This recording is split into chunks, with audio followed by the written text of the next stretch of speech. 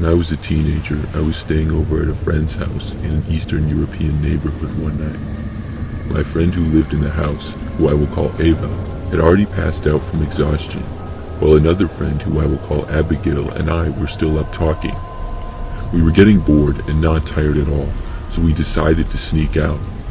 Honestly, looking back, I have no idea what we were thinking. Our plan was simple. We would walk straight, follow the road, and get to the town's river. We started out, and no one else was awake. The neighborhood was dead quiet. We didn't have much of a plan after the river. I just figured we'd hang out there for a bit, talk about boys, and maybe even smoke a cigarette. That's exactly what we did when we reached the park near the river. We found a secluded spot, leaned against a swing set, and lit up a cigarette to share. We barely noticed the time passing and must have been there a little while. At some point, I noticed near the entrance of the park, a middle-aged man was standing there just staring at us. We had our eye on him since he was also smoking a cigarette, but as he started walking towards us, my stomach dropped. I whispered to Abigail that this was probably not a good thing, and I nudged her to stand up so we could leave immediately. We started walking quickly, but not obviously running. We tried to pretend like we weren't panicking and that we were just leaving normally. I kept glancing over my shoulder to see if the man was still following us, but he wasn't. Instead, he just turned around and got into a white van that had been parked nearby. That made me nervous too, because it looked like he was waiting for us to leave. I noticed the van had pulled out and was following us from a distance. It wasn't close, but it was enough for me to feel uncomfortable. We'd been walking for what felt like forever, but I thought that we were close enough to Ava's house by now. Abigail, who had been leading the way, suddenly whispered to me that we were lost. Neither of us lived in nor knew the neighborhood too well, and we had no idea where Ava's house was now. We had no idea where we were. I thought that we had been heading in the right direction, but everything looked unfamiliar now. Every corner we turned seemed to lead to more confusion. We kept walking, turning down random roads, hoping to find something familiar, but the more we searched, the worse it got. I kept thinking about the van, which was still following us at a distance. We knew we had made a huge mistake, and as we walked, we tried to figure out our next plan of action. Finally, to our surprise, we saw a familiar figure in the distance. It was Ava's dad. He was standing at the end of the street, looking angry but relieved at the same time. He had a flashlight with him and had been clearly searching for us. He didn't give us much of a chance to explain before he practically dragged us back into the house. We were both shaken up and too scared to argue. We got the lecture of a lifetime from Ava's dad, but honestly, I was just glad that we were safe. Looking back now, I can't help but feel like we had a guardian angel watching over us that night. Luckily, Ava had woken up in the middle of the night to see that we were gone, and had decided to tell her dad. I guess she was very worried because she knew we had been gone a while since our beds were cold. It could have ended so differently. The man from the park who was following us in the van never got any closer.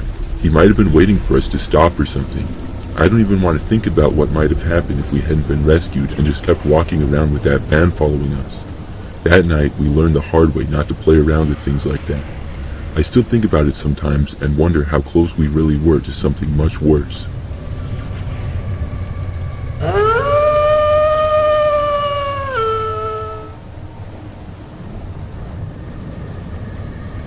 Back in the 90s when I was in high school, I was very good with my hands and worked jobs like construction, demolition, flooring, and auto mechanics.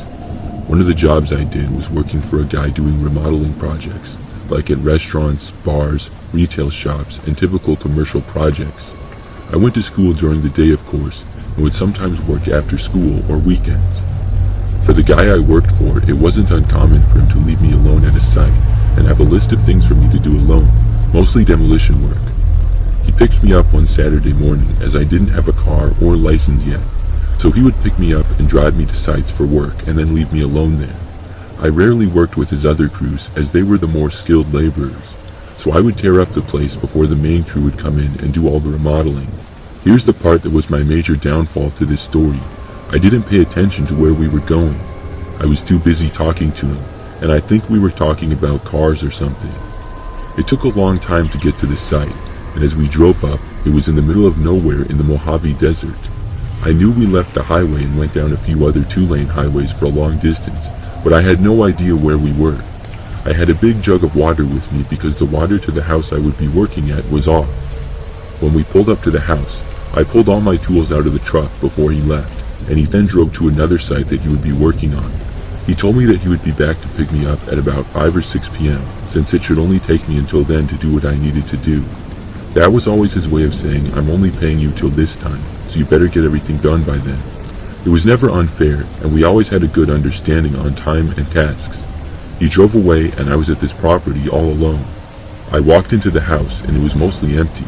My job was to remove all the remaining furniture, contents, and appliances, remove all the flooring, gut the kitchen and bathroom, and remove all the wood paneling. I was used to being on sites alone and working all night, and this was in the daytime on a Saturday, but the house kind of gave me the spooks. The house was old, dark, musty, and kind of cool inside, the kind of cool that gives you the goosebumps. I started removing all the junk from the house, as I normally did on a project. I tore up all the flooring next, and to my delight, everything seemed to come up with ease, and it was rip, cut, and toss. I took a big demo hammer to the kitchen and tore it apart in less than an hour. I ended up using the big jug of water that my boss had given me to wash my hands and face periodically, so by late afternoon, I was down to my last drink and had already ate everything I brought. No worries though, because I would be getting picked up in a couple of hours. I finished all my tasks and even swept the entire place so the next crew could get right to work later that week. At that time of year when I was out there, it wasn't a typical hot desert day, but you know in the desert, as soon as the sun goes down, it starts to cool rapidly. I had a flannel shirt, but that wasn't enough, and it was starting to get dark. My ride was running late, so all I could do was wait. This was the time before cell phones were common, and there was no electricity, water, or phone service in the house. I climbed up to get to the top of the roof of the house to get a better look to see if I could see something in the distance. Miles down a smaller road, I saw a few homes, but those homes were all dark. My first thought was to hike down to a neighbor's house and ask them to use a phone. I didn't want to leave though in fear of missing my ride, especially since it didn't look like anyone was home since no lights were on in any houses. I started to think about my options as darkness approached fast. My options were either to stay at the house until morning, hike what little water I had a few miles in the desert at night, or wait until early morning and hike out there to some sort of civilization.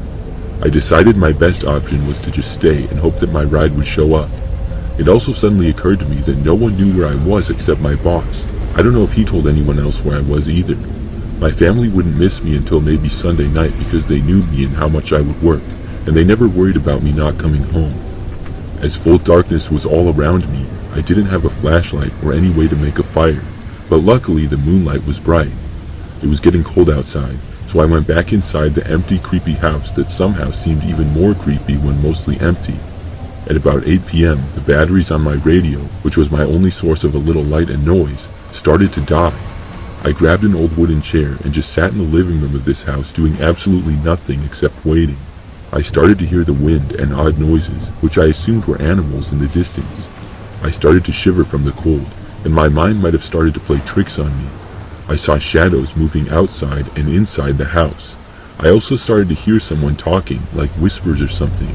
I was sure I was going crazy and got up from my chair and yelled out hello, and just as I did, I heard something fall on the other side of the house.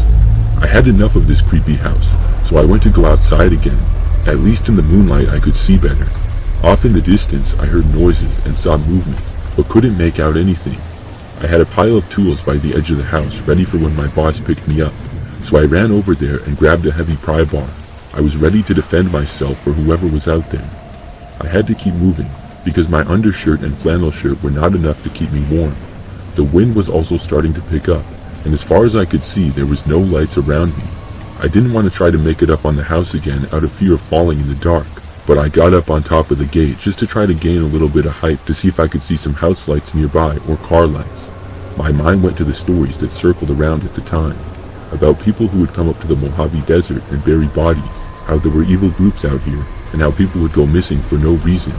Every noise had me on edge, and every shadow had my heart pounding. I knew no one was in the house, but I was sure I could hear noises from inside. I huddled up on the front porch for warmth, looking in the living room window, expecting to see someone at any moment. By around 11 p.m., I looked at my watch, thinking this was going to be a long night, as all this stuff only happened since it got dark. I didn't know how I was going to make it for another 6 hours until daybreak. Closer to midnight, I was wide awake. My eyes were only fixed on the dirt road, thinking that any time now a car would come down and maybe they could help me. I remember casually turning around to look back to the house, because all this time I kept hearing noises, but I told myself it was a rat or some animal. I saw a shadow of a person moving from the kitchen to down the hall. I jumped up from sitting and started backing my way out of the porch away from the house. As I was backing up, I tripped over the debris pile and fell down on the ground. I tried to get up, but fell again. It was like something pushed me down, or my imagination, but all of a sudden these bright lights were coming closer to me as I was laying on the ground. I saw my boss standing above me with a flashlight, wondering what I was doing on the ground. I was just so glad to see him. I wasn't mad. I just asked him what happened. He said that he was sorry, but he thought the other crew was coming to get me, and they thought he was coming, so no one actually came. He said it wasn't until later in the evening he asked the other crew leader about how far along the house I had got, and that's when they realized I was still out there.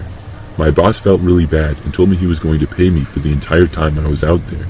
As he was driving me home, I asked about the house and told him how creepy it was. He said he didn't have any information on the house and only just knew what we were supposed to do. I don't know if I was going delusional or something, but that time I spent out there by myself, lost in the middle of the desert at night, was the scariest night of my life. What was so weird is I never saw any headlights of a car approaching. My only memory of being rescued was seeing my boss standing over me with his flashlight. I'm not exactly sure what happened that night, but it was so creepy. After that, I made sure to always keep extra batteries, a flashlight, and double the amount of liquid with me.